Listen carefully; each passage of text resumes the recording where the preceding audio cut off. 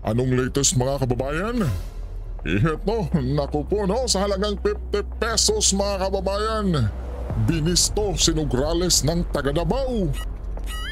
Naku po, anong nangyari no? Eto, pakinggan natin itong sentimento ng taga Davao mga kababayan ha.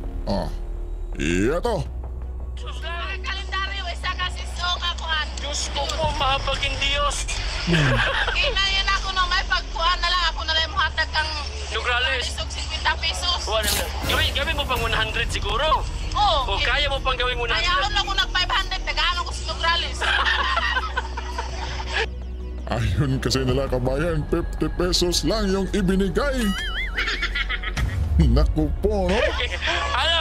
So, alam nyo na kung sino. Lugi kayo sa pamasahe. Lugi pa masahe, pagod pa. Pagod nyo pa. Taxi pa dyan me. Di ba na? Nag-taxi pa kayo. Taxi pa. Kasi akala nyo malaki ibibigay. 700 daw niya, 10 kilo bugas. Magkano? 700, 10 kilo bugas. Naku po mga kababayan, inakala daw nila na 700 daw tapos may bigas na ibibigay mga kababayan. Pero, bokya mga kababayan. 700 ang sabi. Oh, niya. 700. Tagapot ito, 50 pesos. Sayang na kayo ng oras ninyo. Grabe ano. Hayaan mo. Pagdating nyo doon sa pila mamaya, kila tatay, mabubusog kayo. Kasi tatay di ko putan man ha. Oo, syempre, mabait yan eh. Ako naghatag. So ngayon, alam nyo na, ha? Alam nyo na. Pareha kay Nograles, kay Kuripot, may pa ako na yung mga tag 500 ni Mor Nograles. Sunod, tandaan nyo, sa susunod, huwag na kayo pipila. Di na ako magpila. Akala ko ba nabigay siya ng dalawang dilata na preska. Wala. Tapos may bigas din. Okay lang, naibugas, wala man di ay. Wala, 50 lang talaga. Penda lang, Jud. Diyos lang is... Naku po mga kababayan. So, nabudol na naman po kayo, madam? Di ba? Naku po. Oh, marami kayo doon kanina. Oh, Gaano kayo karami?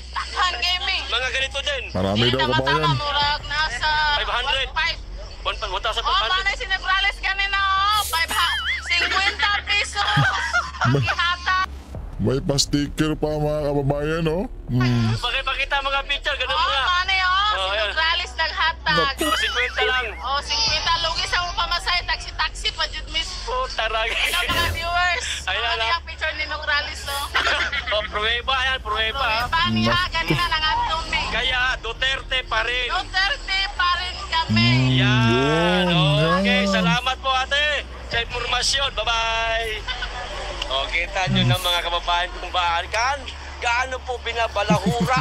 Opo, ang nakaga ko dito. Okay ka lang dyan? Opo, galing po dyan sa punta dito sa Davao, kuya. Galing kang Jensan. Opo. Grabe. Ba't napunta ka dito? Siyempre, para kayo sa station pag kayo dyan sa mga Walang ganito sa Jensan? Yes, wala. Natanggalin mo yung mukha mo. Ito pala yun mga kabayan, yung pumipila na para sa pang Christmas gift nila Tatay Digong kabayan, no? Diba po? So yung isang babae kanina mga kabayan, pumila raw din po siya kina Nograles mga kabayan. Tapos, mantakin mo, yung 700 nagiging 50 pesos mga kababayan. Diba? Kaya dito na lang siya pumila. Kaya Tatay Digong nila, alam naman natin na hindi nang bubudol lang si Tatay Digong mga kababayan. Diba po, kahit sabi na ng iba na nambubudol si Tatay Digong ay mantakin mo na lang itong mga taong pumipila mga kabayan at itong ini-interview ni pambansang loyal mga kabayan. Diba po? O galing pang Jensan. Pakita mo ba? Huwag kang Nahiya mga ingay. kababayan. Huwag na kahit lapitan mo, wala kaming kagan mo, kahit walang ganyan. Huwag naman kayo humiga para naman kayo dyan. Tayo naman Tama, nakaupo tama, lang tama, kayo. tama. Sandal kay kuya para may forever. Bigyan ka na kuya, gabag ako. Talaga ba? Huwag kang ganyan. Gwapo naman si kuya. Ayan. Hindi ko tumano. So ibig sabihin, kahit taga Jensan, kahit saan pwedeng bigyan. Yes. Yun, kita nyo mga kababayan, hindi lang pala taga Davao eh. Tama. O ikaw, taga saan ka ate? Taga-sasa. Taga-sasa, sayaw. Okay. So ayan kita nyo kahit pala hindi taga Davao, merong galing Jensan, mga kababayan, pumila ho dito. Mama. Hoy! Ha? Anong oras na ngayon? Alas Uy, may 11 mga na po. senior pa mga Nanay. kababayan, no? Mga... Oh, malapit na daw magbigay. Anong oras pa magsimula? O kaya, nanay, pumunta pa kayo sa pila kanina, kay Nograles, 50 daw binigay. Oh, 50 pesos. Madaling araw sila pumila, 50 pesos lang daw binigay, nanay. Oh. Tapos nagtaksi-taksi pa sila, lugi pa kasi 50 lang. Ha? Oh, dapat Duterte na, no? Oo, kaya nga, yun si Duterte yung pinakapangalan. Oh, ayan. Daog na perminti sa Duterte. Oh, sa. Daog na perminti nga mong mipa na mo, binangga na mo. Siyempre daw. Yung mga kababayan na mahal na si Tatay Digong. Duterte, yapon. Yung uyuan ha, dapat Oh, yan, Monay. Naganahin mo project. Ayan, Yung. Presidente po.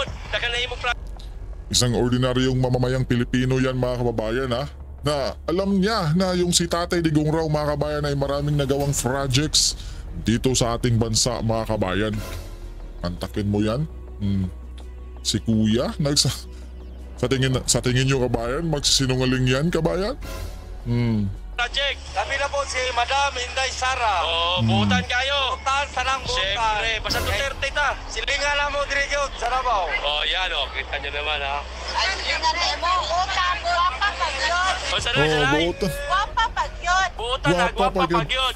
Guwapa kita nyo pag yun. naman, Maganda. mabait Maganda na, mga maganda pa. kababayan si- Maganda pa. Si VP Oh, Sara. mabait. Diba?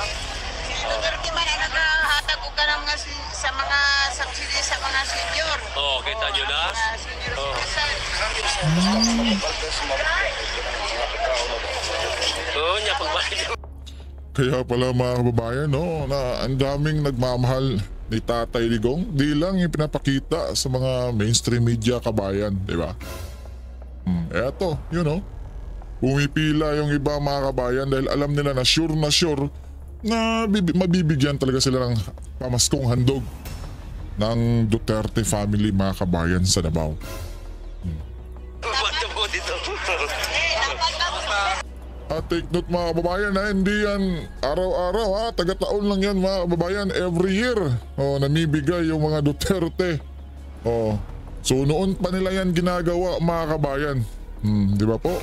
Tapos di ba walang yung ipinamimigay nila mga kabayan, yung sinisidlan ay walang pangalan na nakalagay mga kabayan. Di gaya ng iba dyan, di ba po? Among pinangga na mo Duterte yo. Oh, siyempre. Okay. Salamat po, nanay, ha. So, ito, kita nyo naman mga kababayan, gaano karami ang tao. Ulitin ko, ha. Hindi lang pala mga taga Davao City ang pumipila dito, mga kababayan, no? Kahit pala, kita nyo naman kanina yung babae, sabi niya taga Jensan daw siya. Pero maaring may kakilala siya dito sa Davao City. At eto siya ngayon, nakapila ho siya. Siyempre nga naman, Grabe, ibang mga klase kabayan. pag namigay ng... Kaway! Ay, Duterte! O, kita nyo na? Ibang klase po pag namigay ng pamaskong handog ang mga Duterte. Talagang tama. sagana, di ba, nanay? Ayan, ayan. Ibang klase po. May taga-Pasig pa nga dyan kanina ka. Talaga?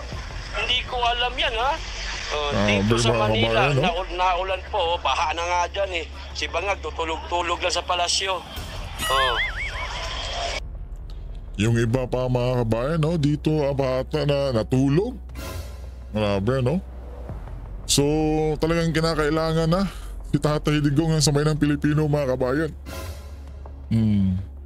Pero sabi ni Tatay Digong mga kabayan na yung ipinamibigay nila ay talagang lang, Christmas gift mga kabayan sa samay ng Pilipino. Hindi ayuda mga kababayan. Di ba po?